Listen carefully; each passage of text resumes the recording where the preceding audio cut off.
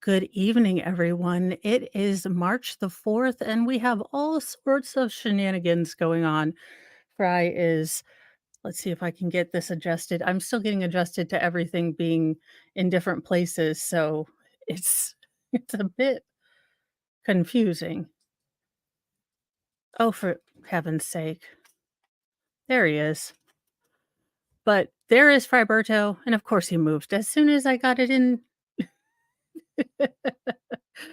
Oh, it is a night already. It is the Mondayest Monday that ever Mondayed. Welcome, John and Slinky. Stupid auto cucumber. I feel ya. So, our first story is who the F did I marry? A TikToker says she hopes people will finish watching her saga. Risa Tisa, who amassed 2.3 million followers on the app, spoke to NBC News about her 50-part viral personal series. Friberto, you are not going outside just because the boys are. No. uh, or 50-part viral personal series, and what's next for her? Millions of people have spent the last week refreshing one TikTok user's page, hoping to learn the answer of to her now viral question, "Who the F did I marry?" Risa Tisa, who requested NBC News not use her full name for safety reasons, captivated users with her 50-part, 8-hour series about her ex-husband, whom she describes as a pathological liar, quote unquote, a quote unquote narcissist, and the, this is the best one, the United Nations of red flags. In the A Tale, Risa Tisa compared to a Lifetime movie, she details the intricate alleged lies her ex, whom she refers to as Legion, told her. Her first video, posted on February 13th, was made as a stitched video in response to the TikTok trend that asked people, "What's the most effed up thing your ex did to you?" She shared a condensed version of her story, including details of family members, documents, and personal information that he had purportedly fabricated. Viewers commented that they wanted to hear more, so Risa Tisa continued to post. The whole series has amassed over 197 million views on TikTok alone, and nearly every video getting over 1 million views. Risa Tisa, who as of Thursday has 2.3 million followers on TikTok, also put her videos in an auto-playing playlist so people can listen to the whole story in full, making it easier for people to watch as if it were a reality television show. The Atlanta-based creator said the reaction to her series, some of which has gotten, quote, completely out of hand. Well, you put your cray cray out there, you're gonna get cray cray. True. Quote, "I already knew this story was not going to always make me look good at all," she told NBC News in a phone interview, the first time she's spoken to the press since her series went viral. "But I also felt like the story was bigger than me in a way. In other words, it was worth some embarrassment, but it was cathartic and it was also very emotional and very hard at times." Risa Tisa's ex-husband did not respond for a request for comment. In the series, Risa Tisa goes into detail about how she met Legion right before the COOF lockdown in March 2020. During their early dates, he said he told her he was divorced but looking to settle down, which she also wanted. When the lockdown hit, she said they decided to quarantine together in her townhouse. This is gonna go well, I'm pretty sure. But that's when Risa Tisa said things took a turn in her video. She accuses Legion of lying about several topics. Her videos have become the fastest long-form story told on social media that resonates with people online. Among notable examples in the past, a 2015 viral Twitter thread about former Hooters waitress trip to Florida, which was later adapted into an A24 movie, Zola. Risa Tisa said she made the series because she hopes it will help other people who have gone through or are going through similar experiences. "Whether you agree with me and my decisions or not, I wanted to create a conversation about things that we ignore because we want What we want or we're in a hurry, she said. It's been an ongoing process to heal after the relationship, she said, and it's hard for her to trust other people. While she said she made some quote unquote dumb decisions, she's clearly not dumb anymore. I've started giving myself grace as I'm reading messages from other women who have gone through the same thing, she said, because for the longest time after the story was released, I did feel like I was the only one that fell for this. Risa Tisa said she wasn't prepared for the amount of attention her story has gotten. Yes, he will.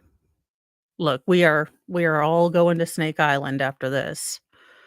All of us. It's it's impossible to ignore. Again, look, I know it sounds a bit hypocritical coming from someone who is on YouTube and talks about her life all the time and other people and stuff. But there are things that I don't share with you because, you know, not everything needs to be shared on social media. It's just a thought. I mean, just throwing it out there for a little bit. Doggone it, Fry, where are you now? Risa Tisa said she wasn't prepared for the amount of attention her story has gotten. Uh, Adding she received, quote, "overwhelming support from her viewers. If you decide to start this series, I just ask that you finish it," said Risa Tisa. Otherwise, she said, a lot of questions won't be answered.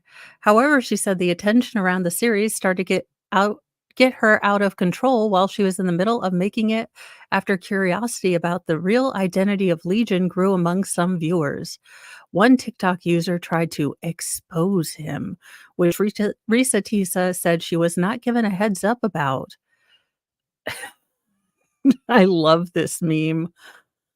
The online sleuthing of Legion prompted some safety concerns, Risa Tisa said. It also created a domino effect on other people, including those who were associated with him, that Risa Tisa said are now being exposed to unexpected attention.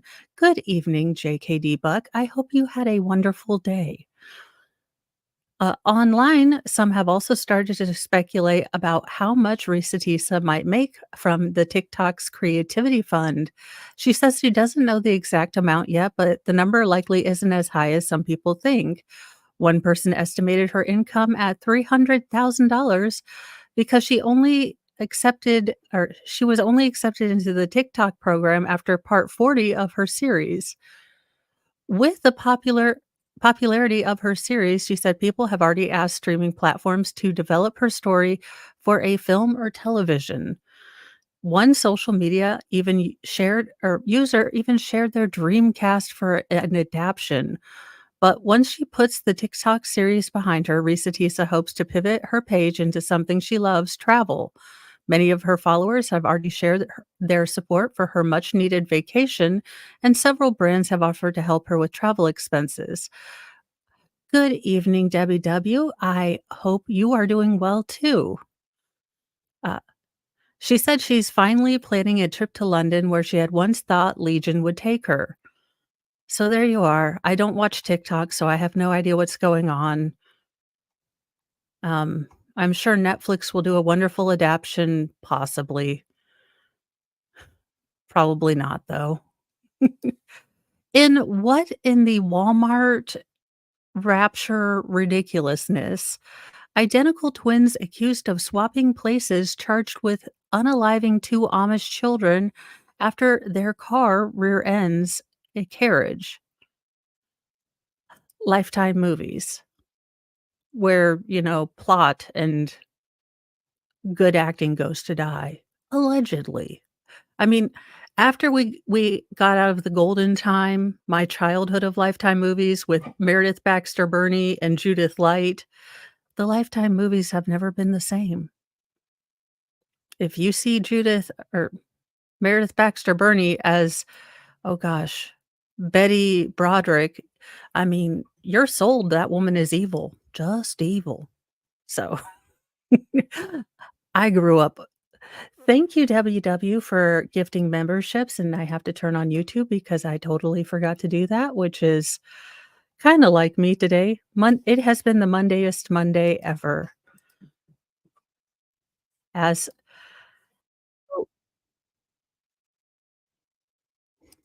But I did get a lot done, which is always good. Well, a lot for me, which works out. We had someone come over to see if we can redo a well, not redo, but, we have I don't know how to explain it, oh gosh, what did the plumber guy say it was? Hammer pipes or we have hammering in our pipes? I Anyway, the youngest, most feral refuses to use one of our bathrooms because he thinks it is, haunted. So that's always fun.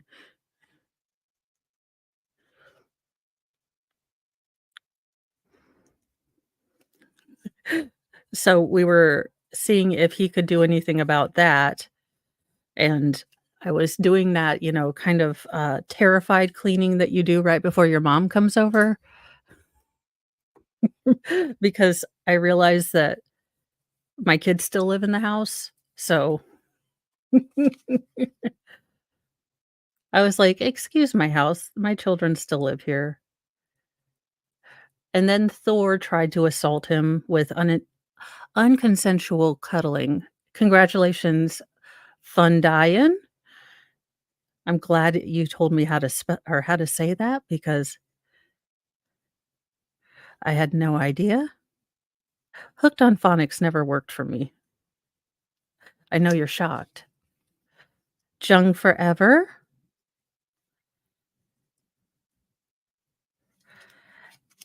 Yamaha Biker,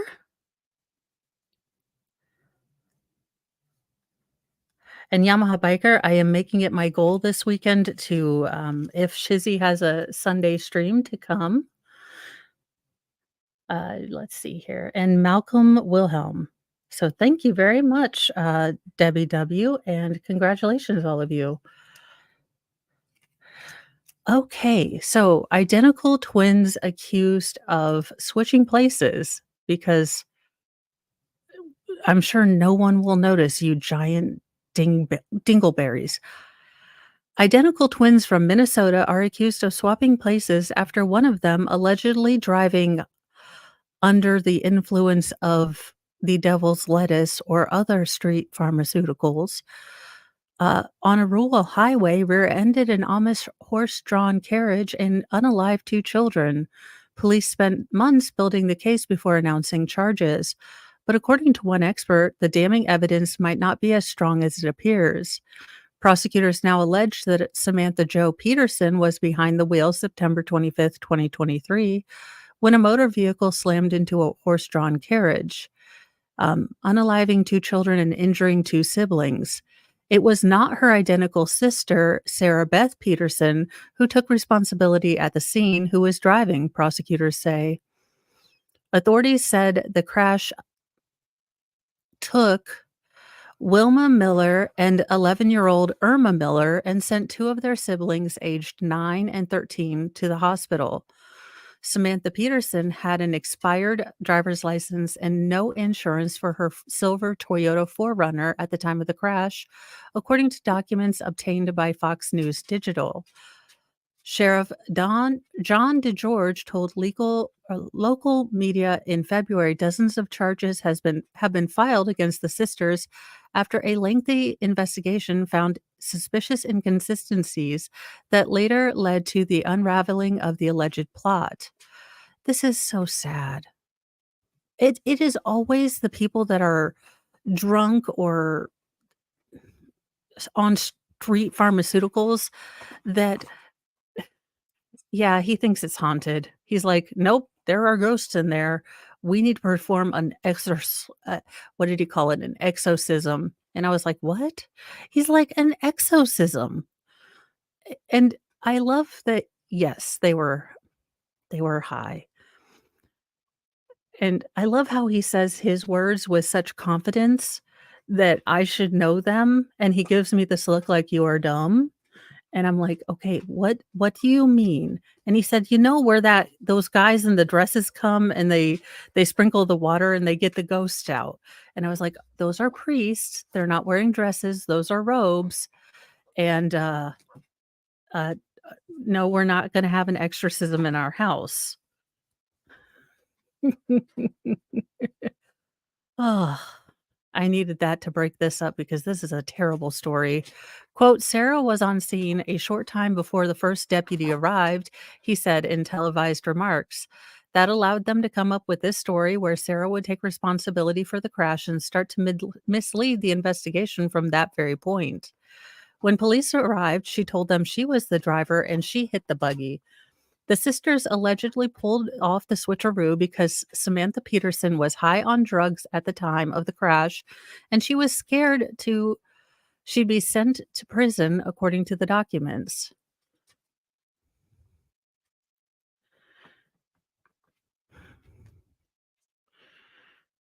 Ah, interesting.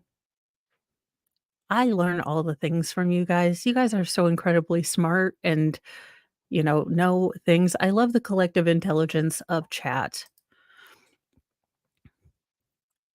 Okay, but even if she was afraid she was going to go to prison because she was under the influence, uh, Sister No Drive was gonna go to prison for reckless endangerment. Sarah had recently been to prison as well, according to filings, and may have felt she owed her sister a favor by taking care of her kids while she was in lockup. Oh, so they're both awesome. Responding officers allegedly found, quote, "a couple of burnt special cigarettes, y'all, and a tin can of pot in the crashed vehicle. Investigators later found evidence that she was also using the method acting drugs. An officer left his recorder running and walked away during the investigation. It also allegedly recorded Samantha Peterson telling her sister, I think one of the guys is into me, but I don't really care. There's no way they will ever know the difference between the two of us, so they can't tell. Ma'ams, you are not that dumb. You are well, m you are, I guess, that dumb. Never mind. Why am I fighting saying, in news that will enrage you, this heifer is out on bail. Now look, I generally try to give people the benefit of the doubt and try to remember that one bad decision does not make, does not is not the person's entire life. But I have listened to recorded phone calls of this heifer, Jamie Komorowski, from the jailhouse where she's like, "I don't even understand why this is happening to me. My life is over. This is terrible. I don't get the good food. I hate jail, and I have no sympathy." Woman who allegedly drove drunk 3 times the legal limit, killing a new bride, is released from custody after posting bail. This is infuriating. A woman accused of driving drunk at 3 times, over 3 times the legal limit, and unaliving a new bride riding a golf cart with her husband and 2 members of their family on South Carolina Beach Road after their wedding has been released from custody after posting bail on Friday. Jamie Lee Komorowski, 26, was charged with 1 count of reckless homicide resulting in death and 3 counts of felony DUI resulting in great bodily injury or death in the crash last April that killed Samantha Miller, 34. Now, here's another thing I have an issue with in this story. I know the mom is grieving and I get that, but she was married and the mom's like, "No, they didn't go to the courthouse, so she's really a Miller." Now, I completely understand that everyone grieves differently, and maybe this is just part of her she doesn't wanna give up, but it is so disrespectful to the husband, so disrespectful, and I don't like that. The daughter wanted to be a Hutchinson.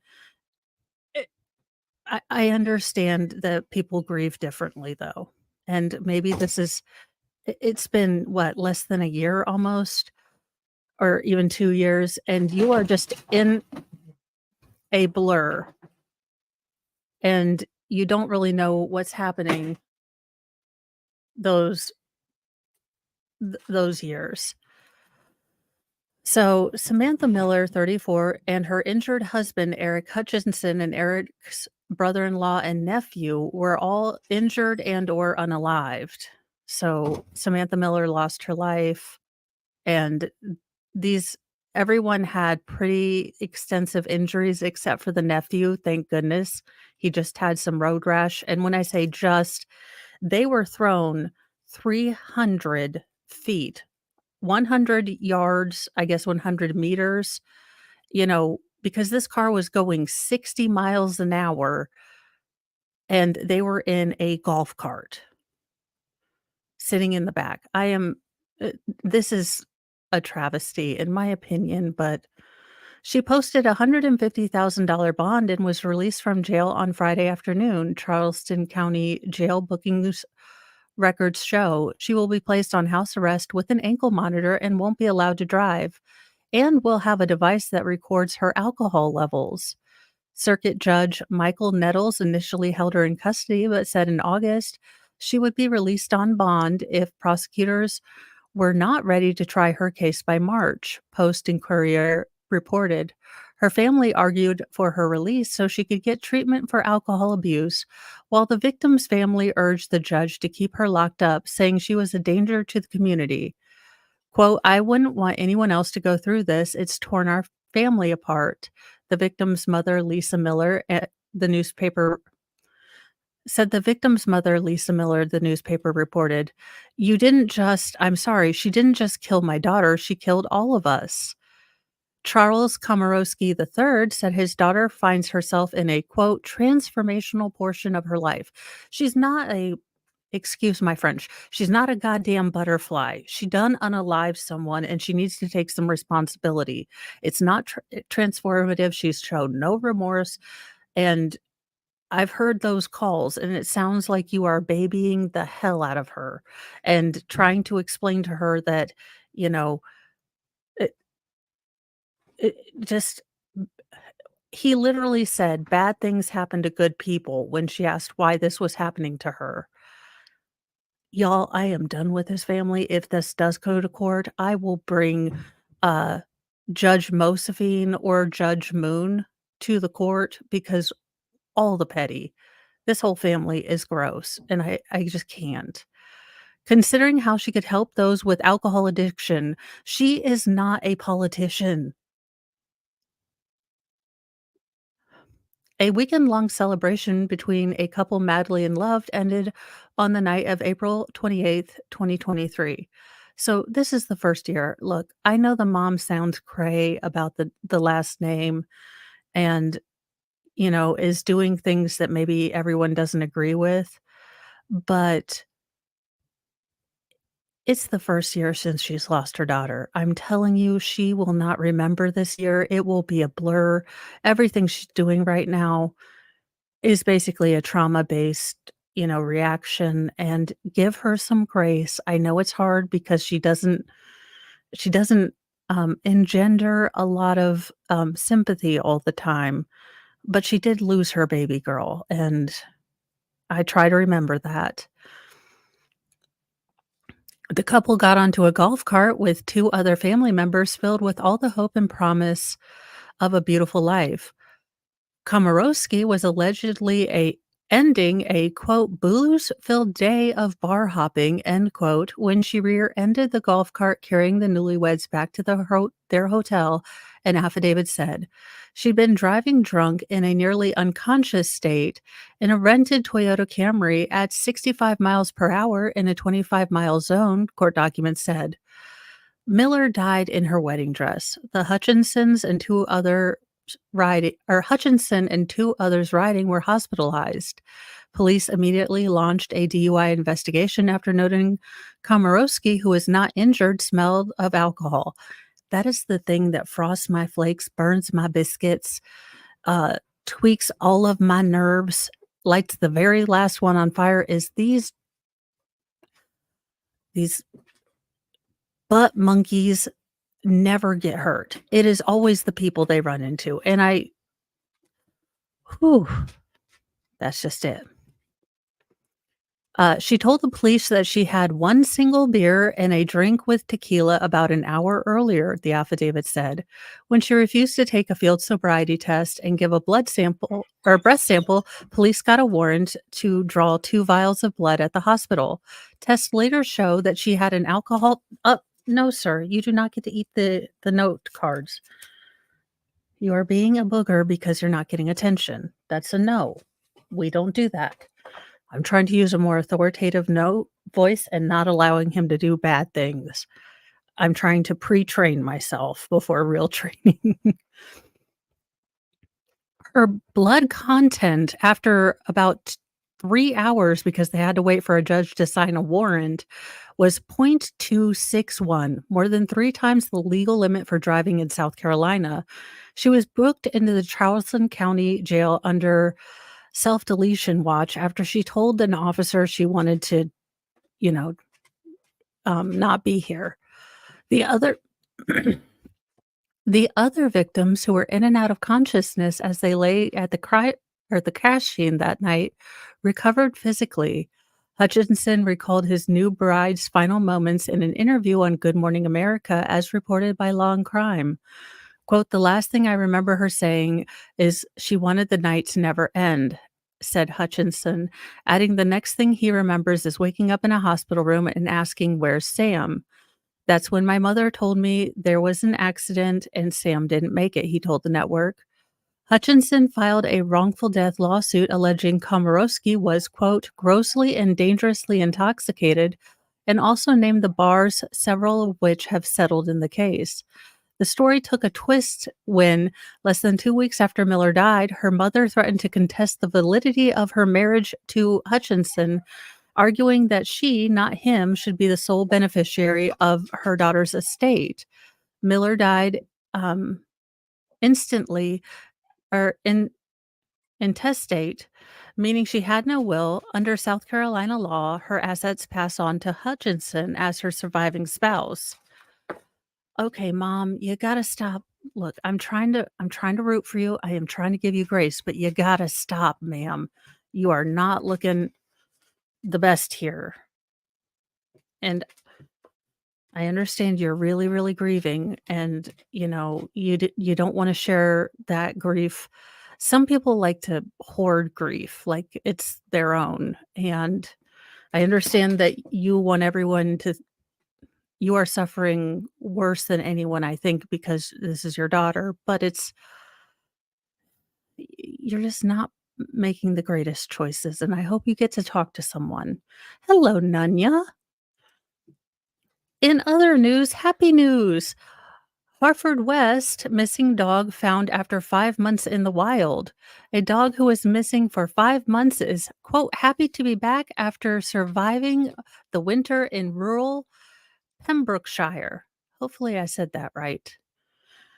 Costa, a 3-year-old Newfoundland cross from Green Acres Rescue Center in Hartford West, was being rehomed when he ran away at the end of September. Since then, he has endured living in the wild, braving storms, freezing temperatures, and heavy rain. It was feared he was dead, but rescuers lured him into a trap using chicken broth.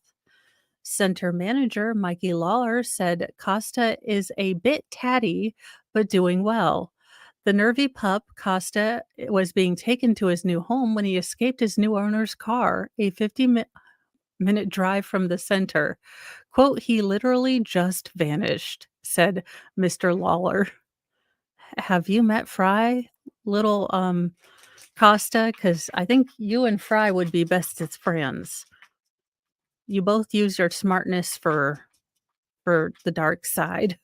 Where is Wolfram? He has a new acolyte, if you will.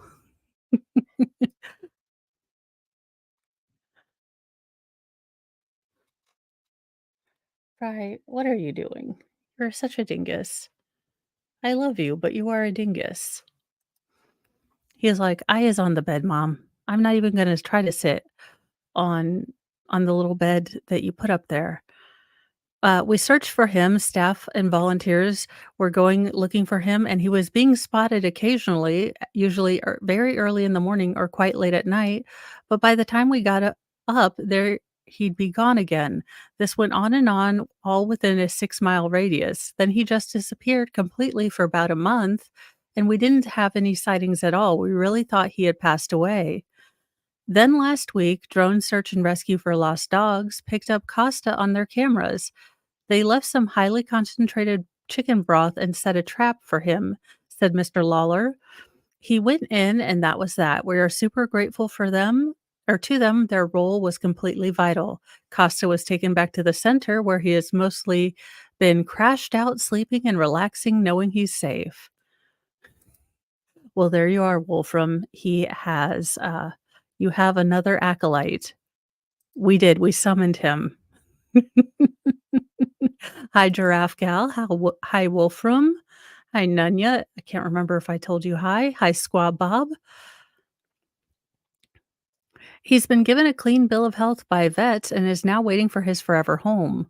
Quote, for a dog on the run for 5 months, finding his own food, he's by no means emaciated or underweight. He's not in bad condition at all, said Mr. Lawler.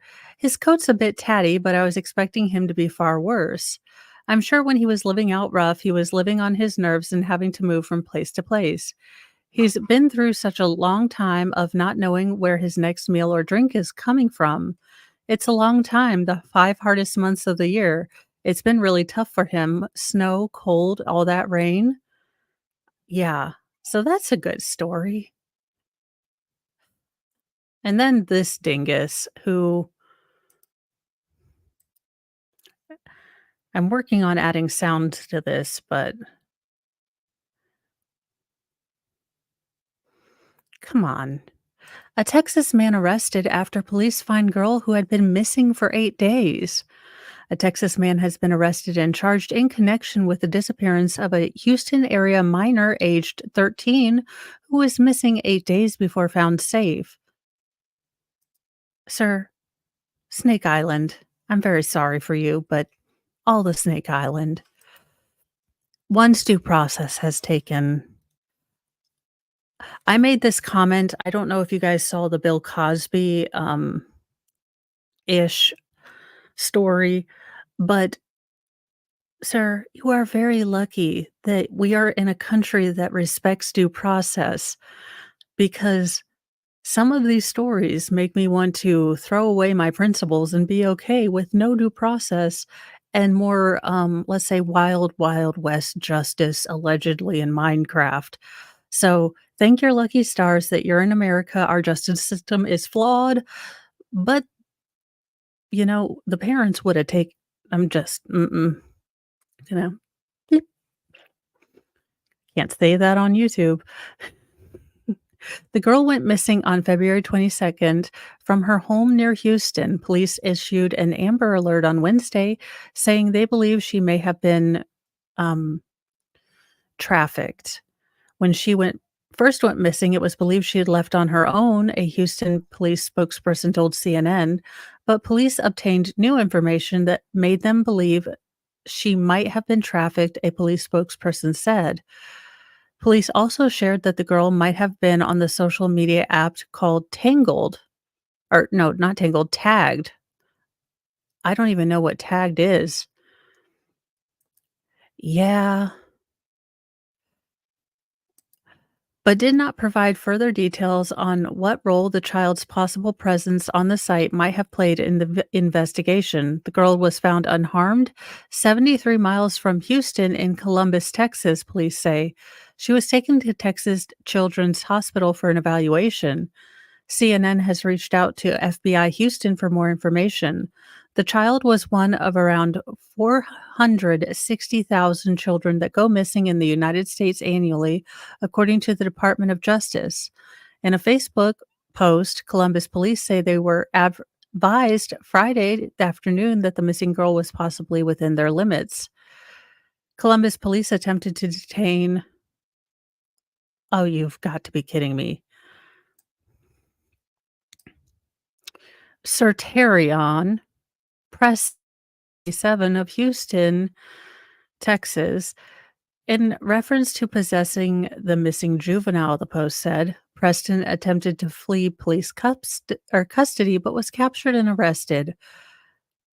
Look, I'm not saying I'm hoping to see footage of a flying tackle, but if I do, I'm not gonna be terribly upset.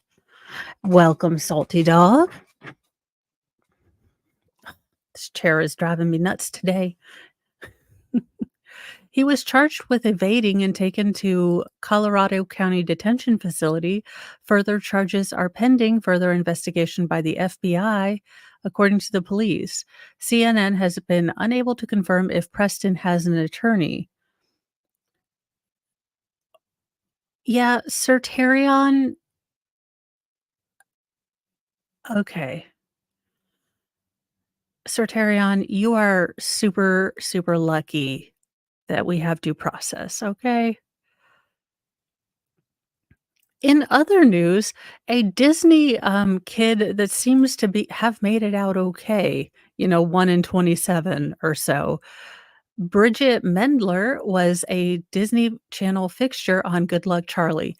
I am ashamed to say and welcome, expert viewers, thanks for joining us. I am ashamed to say that my family, we used to watch Good Luck Charlie all the time. We loved it. It was, a big thing. Welcome, White Rabbit and Miami Spice. Welcome, welcome. So I'm glad to see that she hasn't turned out cray cray, okay? Thank you, Valhalla. Expert raid. Welcome, Bonnie.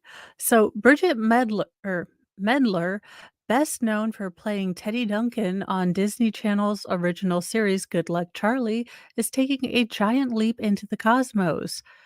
On Monday, the 31-year-old actress and singer-songwriter confirmed on X that she co-founded a California-based satellite data startup called Northwood Space and will be its CEO. Interesting. Expect the unexpected, she responded to a tweet from a CNBC reporter who was first to break the news. The startup received 6.3 million in seed funding from investors, according to Medler, and will design a quote ground infrastructure end quote to help accelerate mass adoption of satellite technology in hopes to create a data highway between Earth and space. That all sounds like flux capacitor talk to me, but sounds really cool. You go, girl. Thank you for not leaving Disney in shambles. I'm glad you got out of there without going a bit, you know, well, let's just say Miley, to be fair. But I don't blame Miley because, the things I've heard about Disney, yipes. Medler's husband, Griffin Cleverly, whom she married in October 2019, will serve as the startup's chief technology engineer. We have a lot of work ahead of us, but that's the fun part, she wrote. Possibly. Medler also surprised fans in a follow up tweet, sharing that she is the mom of a 4-year-old boy whom she began fostering in 2021 and adopted near Christmas 2022. Quote, I'm so lucky. Being a parent is the biggest gift and the most defining experience there is, her tweet wrote. That's my news for now, folks. So, like I said, I am ashamed to say that I watched a whole bunch of Good Luck Charlie because my kids used to love it and it was semi-wholesome and I loved the mom.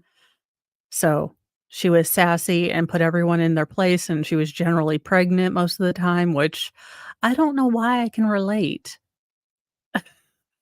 Oh, dang it. I am sorry, John. So, I definitely liked her much better than, in funny news, a 70-year-old man has eaten over 3,000 or 34,000 Big Macs in his lifetime. Quote, "People thought I'd be dead by now." I love those mutton chops, sir. Those mutton chops have kept you alive, I think. You are it's it is, that hair is a choice, and, he's rocking it. He's loving it. One man has eaten more than 34,000 McDonald's Big Macs in his lifetime and even broke his own record. Don Gorski, 70, extended his Guinness World Records title for the most Big Mac burgers eaten in a lifetime after eating an additional 728 Big Macs throughout 2023. Well, there you go. I'm sure his doctor and his cholesterol are super proud, but I mean, he's still kicking, so who knows? Those are some great mutton chops. I am not sure as a wig, owner, I'm not sure of the validity of that hair, but, it works for him. He now stands at 34,128 Big Macs. People who have watched me eating a Big Mac often comment that I look like I'm eating one for the very first time, Gorski said. One Big Mac, which is made of 2 beef patties, Big Mac sauce, 2 all beef patties, special sauce, lettuce, cheese, pickle, onion on a sesame seed bun?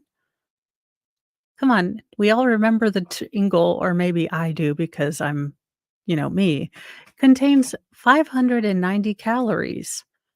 Surprisingly, the retired prison officer hasn't had any health issues from the consumption of all these burgers. Many people thought I'd be dead by now, but instead I've been a record holder for my 24th year, one of Guinness World's Records longest running record holders. So that's pretty cool to me, he added. Oh my gosh, he has flair, you guys. He has flair. I I'm digging it. I am totally digging his entire look. Out of respect for my mother from 1973 to 1981, I ate one non Big Mac meal a day because she was very worried about my health. On April 1st, 1981, she let me relinquish my promise when she said, "If they haven't killed you by now, go ahead." To stay healthy, he walked 6 miles per day and ditched the fries that came with his order. "I'm as healthy as a horse. I weigh 190 and my cholesterol is 165," Gorski said.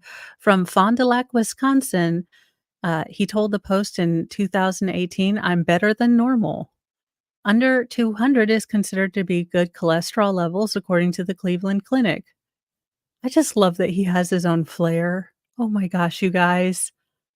I love it. And I love that his mom was like, "Fine, just fine. I give up. They haven't killed you yet." The mother's just done.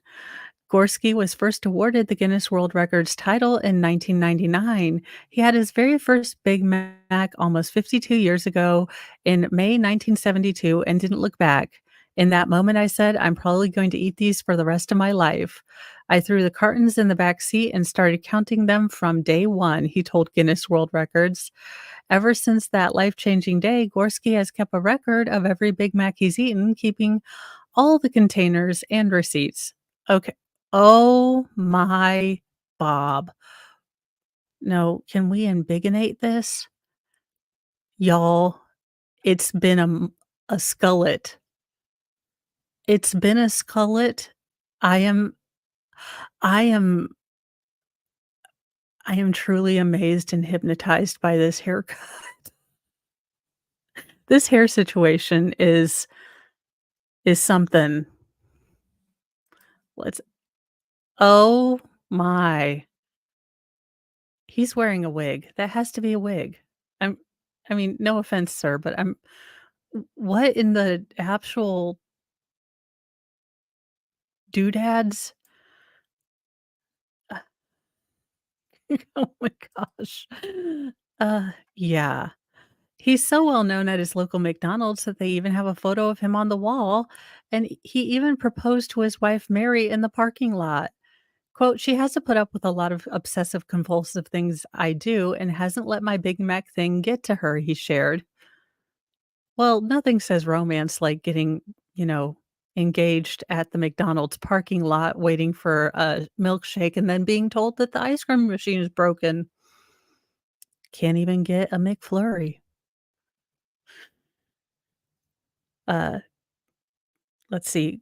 Gorski started off eating 9 Big Macs per day, but has cut it down to two, one for lunch and one for dinner. Since retiring, he stopped driving himself to McDonald's every day and instead buys them in batches twice a week. According to the record keeping company, Gorski will eat a fresh Big Mac when he picks up his orders and will microwave the rest at home when he's hungry. Oh, okay. No, sir. He doesn't eat much else either. Gorski even tried a Whopper from McDonald's competitor Burger King once in 1984 and decided he would remain loyal to the burger from the Golden Arches. When I like something, I stick with it all the time. Look, your wife has nothing to worry about. Apparently, he likes you. He'll just stick with you. Gorski skips breakfast and, besides Big Macs, will only eat small snacks at night, such as ice cream, a fruit bar, or potato chips. He used to be love lobster, but he hasn't had it in over 28 years. If I had a dollar for every time I was told where to stick my Big Macs, I could have retired 10 years sooner, he quipped. Gorski's eating exploits were featured in the 2004 Morgan Spurlock documentary Supersize Me. Meanwhile, celebrity chef Curtis Stone told Fox News Digital it's probably a good idea for McDonald's to put a health warning on its double Big Mac. You can eat food or fast food once in a while, that's up to you, of course, but just be careful with it. Yeah, he lost me with this whole microwave thing. I do no. No, you do not microwave Big Macs, that's just not going to happen. Oh, no, I didn't mean to delete that. On it. I love it when I love it when a thing comes together.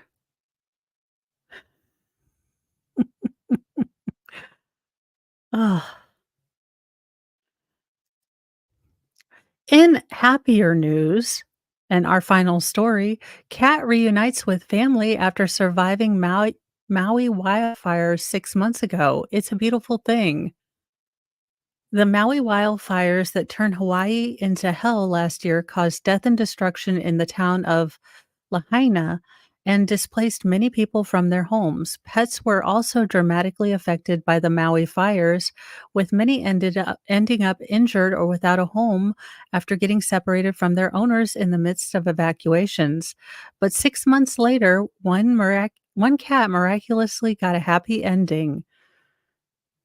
A 3-year-old cat named Mahaina had been missing ever since the devastating natural disaster destroyed her family's home. The cat survived in the burn zone for 100 days before being rescued by Maui Humane Society. CBS Evening News shared a TikTok video on Wednesday. Oh, she's so cute. She's all snuggly. Mahina's humans tried searching for her and filed a lost pet report immediately after losing her, but eventually gave up hope, assuming they'd likely never find her or that something must have happened to her. The family moved thousands of miles away to Montana without Mahina, and I'm probably pronouncing that wrong, but Duct Tape and Holy Water Productions do not take any responsibility for our host's inability to read. She graduated before No Child Left Behind. The family moved thousands of miles away to Montana without Mahana, not knowing if they'd ever see her again. The Maui Humane Society was able to quickly identify her through her microchip, and they were overjoyed to discover she survived the fires, MHS shared in a Facebook post. The Maui Humane Society covered the costs of reuniting Mahina with her family and flying her to the mainland. That is so nice.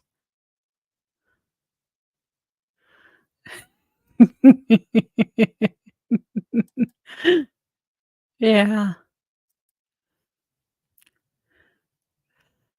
Look at that, that's so nice of them. They're paying for her to go to her, family, that's a big expense that people might not always have the money for, so that's really awesome.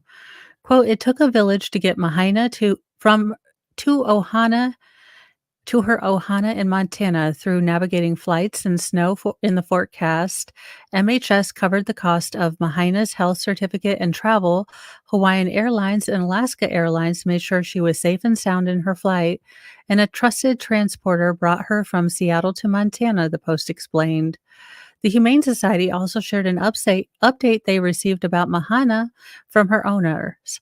Quote, Mahana is doing so good. She's a happy kitty and loves to play with her feather toy and watch TV with us. She stays strictly inside now, but since we are in Montana, she hasn't wanted to go outside because of the snow. She's so goofy and is so happy to be home with her parents. Mahana's owner also shared a message to the rescuers with CBS Evening News. Thank you so much, not even just for my kitty, but for all the animals out there that they have rescued from this fire, just reuniting families and bringing hope. It's a beautiful thing. I love that. I love that they were able to find, families there lost everything. And it is beyond disgusting that we are quibbling, and look, I don't generally go political, but we are quibbling about sending money out of this country when we have families like this, people that have lost everything, and we're not funding these kind of things. It really does bother me just a little bit more than a whole lot of it. So, I am nearly done. What was the last thing? Oh, no, I did have one more. So, Cambridge academic uses cotton swab eyeliner to escape a locked bathroom. Interesting. Why did you get locked in a bathroom? I have some questions. A University of Cambridge academic who is trapped in the bathroom of a medieval tower for 7 hours said she took inspiration from MacGyver to make her escape. Uh, Christiana Ilko, 33, who resides in the rooms once occupied by 16th century philosopher uh, Demetrius uh, Aramis at Queen's College, said she heard the heavy wooden door in the windowless bathroom lock behind her. Aiko, who suspects that the door's latch had been broken by a plumber who recently worked on her shower, said she found herself locked inside the room on Thursday and it wasn't due to be cleaned until Monday. Yeah, I just don't get why we are quibbling about money. Money that we don't have because we are in super debt, like uber super debt. But if we are going to give money to things, why aren't we giving it to people in our country? Again, I'm just a little confused. I was trying to remember how long a person can survive on just water and hoping I wouldn't die in there. Aiko told BBC News if people came looking for me, they would check the bathroom or I would have to wait till Monday. She said her initial attempts to escape proved fruitless. I tried to bang the shower head on the door, break it with brute force, and shout for help, but nothing worked, and no one could hear me, she said. Aiko took inspiration from her childhood love of MacGyver, a show where the titular hero is known for his ability to turn everyday objects into useful tools to mount her escape. Aiko used a cotton swab to fashion a hook and used an eyeliner pencil to push down on the latch so she could pick the lock. The method freed the postdoctoral student from the bathroom after about 7 hours. Hey, that's not what I would have picked. I would have started kicking it, but I'm not a doctoral student. I was really happy and quite proud I could use my wit to get out, she told the Telegraph. I felt relief, absolutely. Ayuko feared becoming a campus legend during her ordeal. Quote, sometimes when I hear sounds around here, I joke that it's the ghost of Aramaeus. Then I thought I was going to join him and become a Cambridge legend. She was going to be Mourning Myrtle. So there you go. That is the news. Some good stuff. I'm glad that the doggo got back and the cat got back to her family, and that is just we need some of these stories because we have a lot of those other ridiculous stories. I am sending you all to Shizzy. Let me make sure I did that right because it's it's alleged. that I know what I'm doing half the time. It's allegedly, as per usual.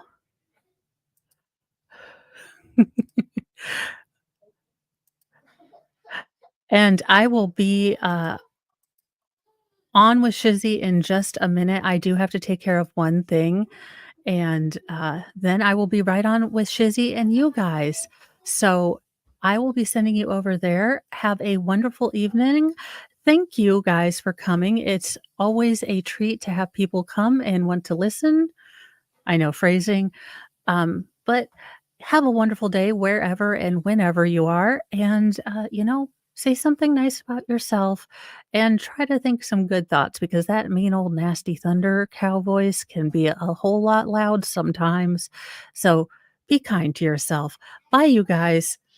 And thank you, Zach, for the spelling help. I am the world's worst speller, and I always genuinely need help with spelling. So thank you. I appreciate it, and I do not take any umbrage. I love it because I can't remember to spell to save my life.